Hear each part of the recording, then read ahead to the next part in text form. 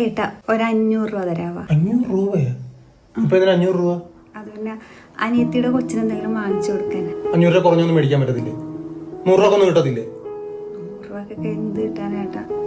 അതല്ലേ 2 മാസം മുന്നേ ഒരു 500 രൂപ നീ മേടിച്ചായിരുന്നല്ലേ? അതെന്ത് തീർത്താ? അതിനെ കണക്കൊന്നും നീ പറഞ്ഞില്ലല്ലോ.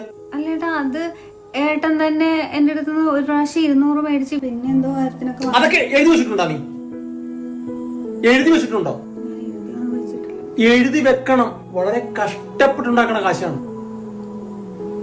500 രൂപ. അങ്ങോട്ട് ചോദിച്ചൊക്കെ 500 രൂപ വെച്ച് 2 മാസം മുന്നേ 500 കൊടുത്തതാണ്. അതിനൊരു കണക്കുമില്ല നോക്ക്. എന്നാ പിന്നെ ഞാൻ ജോലിക്കും പോകാനുള്ളൊരു കോപ്പിനും പോണില്ല. നീ ജോലിക്ക് ഇവിടുത്തെ കാര്യം നോക്കൂടി.